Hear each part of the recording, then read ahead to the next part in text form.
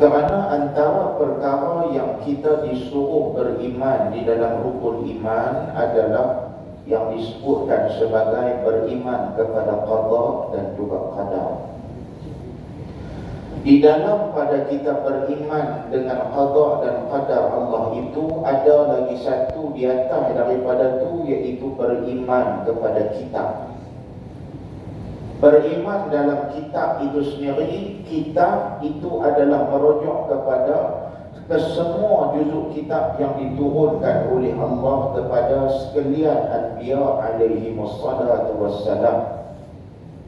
Seperti mana Taurat diturunkan oleh Allah kepada Nabi Allah Daud alaihi salam, Zabur diturunkan kitab Taurat kepada Nabi Musa, Zabur kepada Nabi Daud, Injil kepada Nabi Isa alaihi salam, maka Nabi Muhammad itu menerima Al-Quran. Ini semua ni wajib bagi kita beriman dengan dia.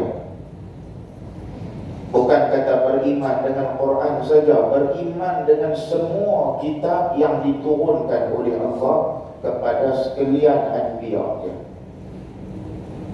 Dalam pada beriman kepada Allah, beriman kepada kitab yang disebutkan sebagai Al-Quran, maka antara ayat yang Allah bagi tahu kepada kita, walanabluwannakum bisyai'in minal khawfi wal ju' wa naqsin minal amwali wal anfusi wath thamarat wa basyiris sabirin. Allah Ta'ala bagi tahu kepada kita antara bentuk ujian yang tiap-tiap daripada kalangan kita semua akan kena. Sebab kita kena tahu ini dunia, dia bukan tempat kita terima balasan. Dunia adalah disebutkan sebagai dar al-ibtila. Bila sebut kata darul ibtila wal imtihan, kita semua diuji oleh Allah Subhanahu wa ta'ala. Kita duduk lagu ni pun kita diuji oleh Allah, kita bergerak pun Allah Ta'ala uji, kita berjalan Allah uji, kita tidur Allah uji. Semua yang tindakan kita buat dalam ujian Allah Subhanahu wa ta'ala. Allah bagi kita boleh duduk ni, kita nak pilih duduk dalam majlis apa, Allah uji kita.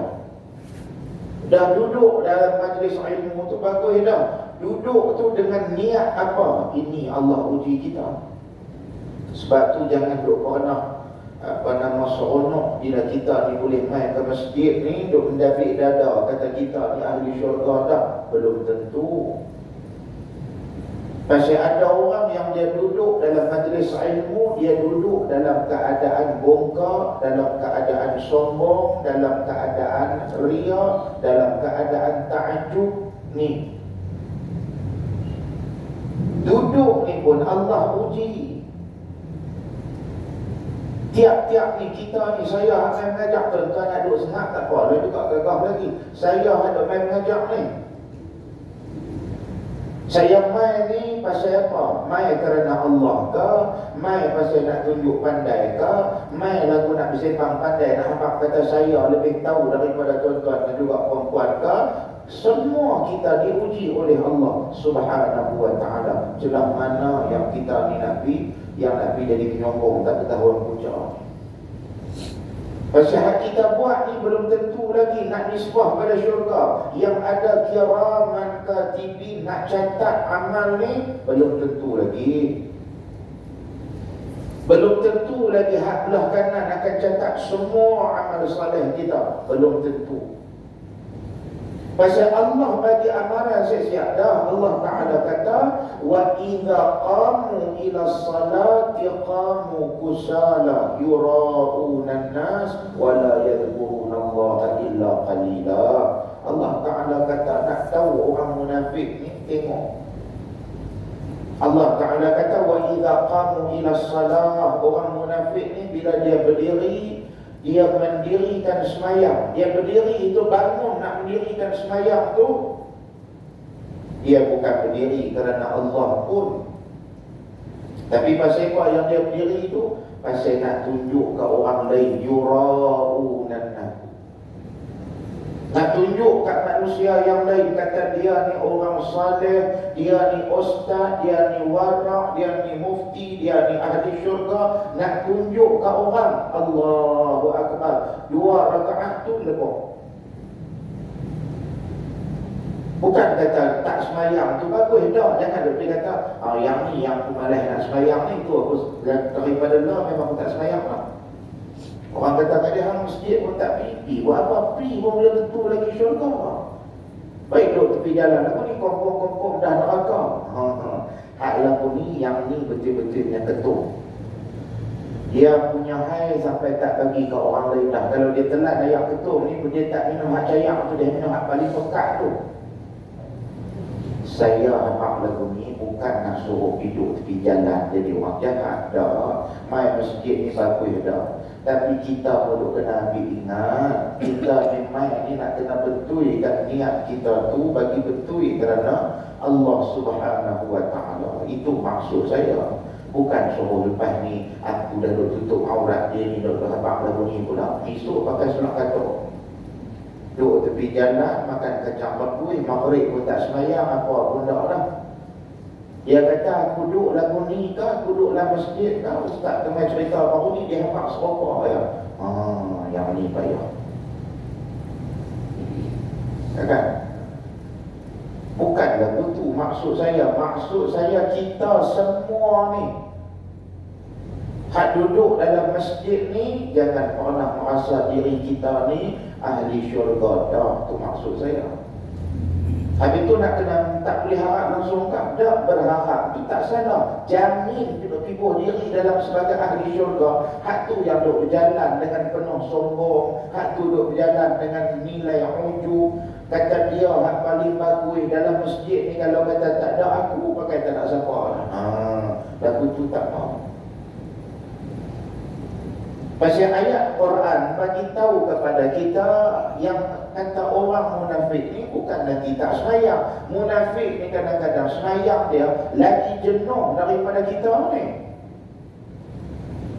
Yang kata munafik ni kalau kata bab semayang dia lebih daripada kita. Pasal apa? Pasal dia semayang tu nak tunjuk ke orang. Sebab tu kita pada hari ini bila kita sebut tentang hal ini, saya suka mengingatkan kepada diri saya, kepada tuan-tuan dan juga puan-puan sekalian, kita masing-masing kena perbetulkan niat kita. Saya bila Allah Ta'ala bagi peta sikit cakap ni, main duduk tahun depan ni dengan penuh nilai sombong, dengan penuh nilai takabur. Kalau saya tak main bagi nasihat kat tuan-tuan, habislah orang kampung pertama ni lingkup begitu ya. Saya boleh dapat kelak cakap begitu. Sedangkan petunjuk Allah bukan main pada saya. Petunjuk daripada Allah Subhanahu Wa Taala. Saya boleh duk main perang, saku di masjid, lepas pada tu kata pula kat orang sini, lepas pada duk mengaku kata petunjuk saya punya bukan. Yang ni tak mau ada dalam hidup kita. Ustaz ni dia bukan bawa petunjuk. Ustaz ke, wali ke, mufti ke, siapa pun ulama ke, petunjuk tak ada kat kami ni. Nabi pun tak ada petunjuk. Terutama dia tu martabat dengan Allah Ta'ala cukup dekat. Yang kata Nabi sallallahu alaihi wasallam, Allah kata innaka la tahdi man ahbabta walakin Allah yahdi man yasha wa huwa a'lamu bil muhtadin. Petunjuk ni Allah Ta'ala kata kepada Nabi sallallahu alaihi wasallam, petunjuk itu milik Allah. Yang kita duk minta ihdinas siratal mustaqim. Ada satu orang budak muda kita daripada Perak mengaji sekolah Izzuddin. Izzuddin ni kalau kata di Perak, dia macam Al-Irsyad di Pulau Pinang. Sekolah SNKA. Sekolah pun budak yang masuk situ pun selected. Memang budak yang betul-betul ada kelayakan boleh masuk sekolah. Tapi budak Izzuddin ni, ada yang keluaran daripada Izzuddin ni pergi ke sebelah sana, Sarawak kalau tak silap saya, dia jadi padri Melayu di sana. Benjamin Stephen, tak tahu dah cerita dia lah ni apa jadi. Tuan mengaji agama, dia boleh petikai pula, dia kata kalau betul lah Muhammad ini bawa manusia kepada jalan yang benar, pasal apa dia nak kena ajak lagi manusia tu minta lagi kepada Tuhan? Dia tak sebut Allah, dia kata minta kepada Tuhan, duk baca ihdinas siratal mustaqim. Maknanya dia sendiri pun tak tahu lagi jalan tu betul ke tak. Yang ni cakap apa lagu ni? Pasal kita kena beringat petunjuk bukan milik Nabi SAW. Kalau dia petunjuk itu milik Nabi, Nabi dah bagilah kepada Abu Talib untuk mengucap. Tapi akhirnya Abu Talib itu wafat meninggal dalam keadaan tidak beriman pun kepada Allah Subhanahu wa taala. Meninggal dia dalam keadaan tidak beriman kepada Allah. Nabi dalam keadaan berduka cita. Bukan sebab meninggal Abu Talib itu, tapi kerana mengenangkan nanti Nabi boleh bagi syafaat kepada orang lain, tapi Nabi tak boleh bagi kepada orang yang benar, orang yang jaga, orang yang tatang dia, iaitu Abu Talib. Sebab itu bila kita renung dan kita tengok, inilah dunia tempat kita duduk ni. Allah bagi tahu kepada kita, munafik ini bila dia mendirikan sembahyang, Allah kata wa idza qamu ila shalah qamu kusala. Dia bangun dalam keadaan malas. Maknanya apa dia? Dia bangun tu bukan kerana Allah pun. Kalau ada pun ingat kepada Allah ni sikit sangat. Ghalibnya dia tak ingat kepada Allah. Yang tu dalam bab sembahyang Allah bagi misal. Kait dengan benda lain, kalau kata bab sedekah, bab haji, bab umrah hari ni, kita jangan duk kata kita duduk dalam masjid ni selamat dah. Sebab tu kita kena minta Allahumma ihdinas siratal mustaqim. Minta supaya Allah Ta'ala bagi petunjuk kepada kita. Kata Abu Ishaq Asy-Syatibi, bila baca ayat ihdinas siratal mustaqim, maqasid bagi ayat ini adalah maqasidul hidayah. Petunjuk ni Allah Ta'ala nak bagi tahu bukan milik siapa-siapa, milik Allah Subhanahu wa Ta'ala. Kita ni kadang-kadang orang masjid dah, kita imam, kadang-kadang Allah uji isteri pun tak taat kepada Allah Subhanahu wa Ta'ala. Kadang-kadang Allah Ta'ala uji suami isteri bagus, anak-anak masalah. Kadang-kadang suami isteri bagus, anak-anak bagus, adik-beradik jadi fitnah kepada kita. Ni dunia tempat kita duduk ni. Sebab itu bila kita sebut kata dunia sebagai medan ujian, darul ibtila wal imtihan, maknanya kita kena tahu kita duduk pada dalam masjid ini, Allah sedang menguji kita. Kita duduk dengan nilai sombong ataupun kita duduk dengan keikhlasan kerana Allah, untuk dapat keredaan Allah Subhanahu wa Ta'ala ataupun tidak. Kita berjalan bagi manfaat ke, bagi mudarat pada orang ke, itu ujian. Maknanya inci daripada hidup kita diuji oleh Allah Subhanahu wa Ta'ala. Muslimin dan muslimat yang dirahmati Allah. Sebab itu di dalam ayat itu kata Allah, وَلَنَبْلُوَنَّكُمْ بِشَيْءٍ مِنَ الْخَوْفِ وَالْجُوعِ وَنَقْصٍ مِنَ الْأَمْوَالِ وَالْأَنْفُسِ وَالثَّمَرَاتِ. Allah Ta'ala kata wow di depan. Allah Ta'ala kata dan. Demi sesungguhnya, bukan wow tu, bukan wajar tu. Wow tu Allah Ta'ala sumpah. Allah Ta'ala kata وَلَنَبْلُوَنَّكُمْ, kami akan ibtila, kami akan uji tiap-tiap daripada kamu. Ni kata Allah, minal khawf, dengan penuh rasa takut, wal ju' dengan rasa lapar. Dua benda ni Allah Ta'ala akan uji kita. Antara bentuk ujian dia kata Allah wa naqsin minal amwal, Allah kurangkan harta benda kita. Ujian lah. Kita buat tanaman, kita telah berkeluar modal bukan main besar buat tanaman harum manis, lingkup buah tak jadi, busuk habis.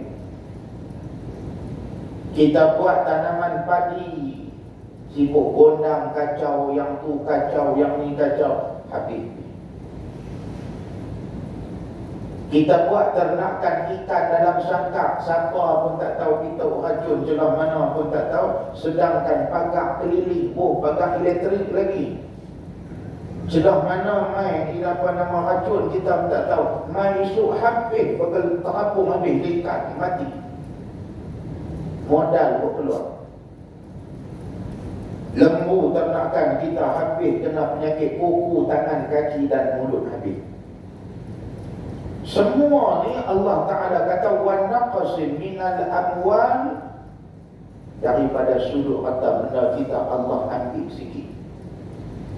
Duk tak duduk lagu mana pun tak tahu. Ujian kena pada perniagaan kita, pejabat kita terbakar dengan kata lintas. Berapa banyak kerugian yang nak kena tanggung. Pekerja kita pergi keluar duit transaksi setelah selesai, duit tu orang rompak di pertengahan jalan. Siapa nak disangka semua benda ni? Itu disebutkan sebagai wa naqsin minal amwal, Allah Ta'ala kurangkan harta benda. Wal anfus, dan Allah Ta'ala kurangkan daripada sudut nyawa-nyawa yang kita sayang, orang yang kita kasih, Allah ambil nyawa. Ayah kita, mak kita, anak kita, isteri kita, suami kita, Allah ambil. Ini ujian. Maka tajuk pada malam ni adalah berkaitan dengan hal ujian ini. Yang musannif kita bawa mai hadis ini kerana hadis ini diriwayatkan secara muttafaqun alaih. Dia kena beza sikit. Orang mengaji ni saya nak sebut sikit. Ada kala ketika hadis disebut riwayat Al-Bukhari dan Muslim. Ada kala ketika disebut hadis itu riwayat muttafaqun alaih. Ni kalau saya mati pun tolong ingat ni. Sebab benda ni sikit teknikal dalam bidang mustalah. Dia begini, ada orang tanya dengan saya soalan ni, kebetulan saya baca satu hadis berkaitan dengan apa nama ni, bab sedekah pada malam tu. Masa tu saya mengajak muamalah, tapi adab dalam muamalah ni antaranya dalam manhaji kata berdasarkan hadis Nabi SAW yang diriwayatkan secara muttafaqun alaih, Nabi suruh kita banyakkan bersedekah. Maka saya baca hadis itu. Ini cerita ni bulan lepas kalau tak silap, bulan 12. Mai seorang anak muda dalam kuliah saya, dia kata, Ustaz, saya ni belajar di universiti, satu universiti ni lah, tapi dia bukan budak pengajian agama, dia budak engineering kalau tak silap. Tapi dia kata kalau ada ruang waktu malam saya akan pergi kuliah yang diadakan di pusat Islam ataupun di masjid berhampiran. Dia kata selalu saya duk dengar ada ustaz baca hadis disebutkan Bukhari dan Muslim. Ada setengah ustaz baca muttafaqun alaih. Saya jadi keliru, sedangkan yang saya tahu daripada apa yang disampaikan oleh ustaz-ustaz ni, Bukhari dan Muslim maknanya kalau mereka riwayat hadis tu jadi muttafaqun alaih. Satunya soalan budak ni saya pujilah, pasal soalan dia tu menunjukkan kata dia ni orang yang mengaji, bukan jenis lena daripada jaga ni, kan? Dia ni kira rajin mengaji lah. Sebab kita kuliah maghrib ni kadang-kadang kuliah maghrib ni dia buat main tunggu Aisyah ya. Itu main cerita apa hari ni. Aku pun tak tahulah, belum tunggu jam Aisyah bunyi, aku nak sembahyang. Kan dia duduk iPad apa, baby kat dia lah. Dia kata saya iPad. Jenis tu dia kira mustami', dia kira dia main ni apa dengar ya. Memang orang dulu pun dia mengaji betul kan. Tanya nak pergi mana ni? Nak pergi dengar orang bersyarah. Dia bukan kata nak pergi mengaji, dia nak pergi dengar orang bersyarah. Akhirnya dia dengar. Kan? Baik. Bila jadi lagu tu, budak-budak ni tanya soalan. Yang bagi saya soalan ni kalau orang tak mengaji, dia tak boleh tanya soalan ni. Maknanya dia selalu dengar dan dia pun tertanya-tanya lah. Baik, dengar dia. Yang dia kata tu betul, tapi kurang tepat. Dia ada betul dan tepat, tapi ada juga betul dan kurang tepat. Bila sebut kata hadis yang diriwayatkan oleh Al-Imam Al-Bukhari dan Imam Muslim, ada tak beza dengan muttafaqun alaih ni? Baik, muttafaqun alaih memanglah hadis itu diriwayatkan oleh Bukhari dan Muslim. Dua-dua riwayat hadis itu baru disebut muttafaqun alaih. Cuma syarat untuk nak duduk hadis itu sebagai muttafaqun alaih, mesti hadis itu diambil oleh kedua-dua tokoh ini, kedua-dua imam ini, iaitu Bukhari dan Muslim. Dua-dua mereka kena ambil hadis itu daripada jalur yang sama. Itu syarat yang kedua. Syarat yang pertama, hadis itu kalau dia nak duduk sebagai status dia muttafaqun alaih, hadis itu mesti diriwayatkan secara bersama oleh Bukhari dan juga Muslim. Kalau Bukhari riwayat, Muslim tak riwayat, tak dinamakan muttafaqun alaih. Maka muttafaqun alaih ini syarat utama mesti Bukhari beriwayat, Muslim beriwayat hadis itu. Itu satu. Yang kedua, dua-dua mereka ini kena ambil hadis itu daripada jalur yang sama. Contoh, katalah Bukhari ambil hadis daripada jalur Jabir bin Abdullah. Mai Imam Muslim pula ambil hadis itu daripada jalur Anas bin Malik. Maka yang ni tak nama muttafaqun alaih. Jenis ni dia tak nama muttafaqun alaih. Jenis ni yang kadang-kadang kita baca dalam kitab hadis tu, yang asatidzah duk baca tu rawahul Bukhari wal Muslim. Dia tulis lagu tu, dia tak tulis pun yang tu diriwayatkan secara muttafaqun alaih. Kerana syarat kedua tak cukup. Apa dia? Syarat kedua mesti kena ambil daripada jalur yang sama. Macam hadis pernah diriwayatkan Imam Malik, dia yang kata dalam hadis ni dia yang penting tu sanad tu. An siapa. Contoh dia daripada Imam Malik. Imam Malik an Malikin anin Nafi'in anin Abdullah ibn Umar radhiyallahu anhu anna Rasulullah sallallahu alaihi wasallam. Maka yang tu disebut sebagai satu sanad. Maka jalur kedua-dua orang imam ni mesti kena jalur yang sama. Bukhari kena ambil daripada Anas bin Malik, Imam Muslim kena ambil daripada Anas bin Malik. Tak boleh seorang ambil daripada Jabir, seorang ambil daripada Anas bin Malik. Itu tak dinamakan ittifaq. Ittifaq tak berlaku di situ. Maka muttafaqun alaih syarat dia mesti hadis itu daripada dua-dua ambil jalur yang sama. Yang ketiga, katalah mereka dua ni memang ambil daripada jalur yang sama, cuma Bukhari tak buh dalam kitab dia. Dia syarat dia dua-dua mereka ni fi sahihihima. Dua-dua orang ni kena ambil hadis itu dan masukkan hadis itu dalam kitab sahih mereka.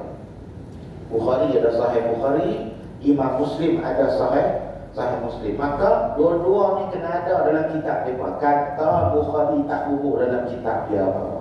Bukhari tak bubuh dalam sahih Bukhari, dia bubuh dalam Adabul Mufrad.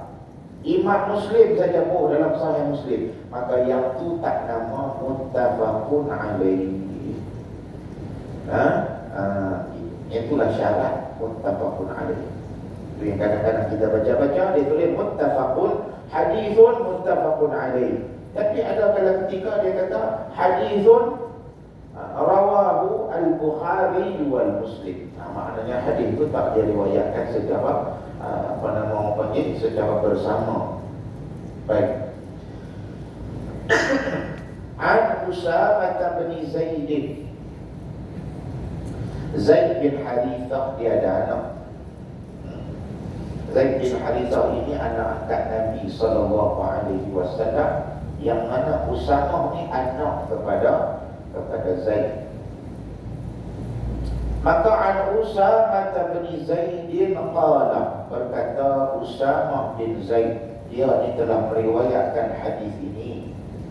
Kata dia, arsalat ibnatun Nabi sallallahu alaihi wasallam ilaihi, inna ibnali qubida fa'tina fa'arsala yuqri'u salam wa yaqul inna lillahi ma akhadha wa lahu ma a'ta wa kullun 'indahu bi ajalin musamman faltasbir وَلْتَحْتَسِبْ فَأَرْسَلَتْ إِلَيْهِ تُقْسِمُ عَلَيْهِ لَيَأْتِيَنَّهَا فَقَامَ وَمَعَهُ سَعْدُ بْنُ عُبَادَةَ وَمُعَاذُ بْنُ جَبَلٍ وَأُبَيُّ بْنُ كَعْبٍ وَزَيْدُ بْنُ ثَابِتٍ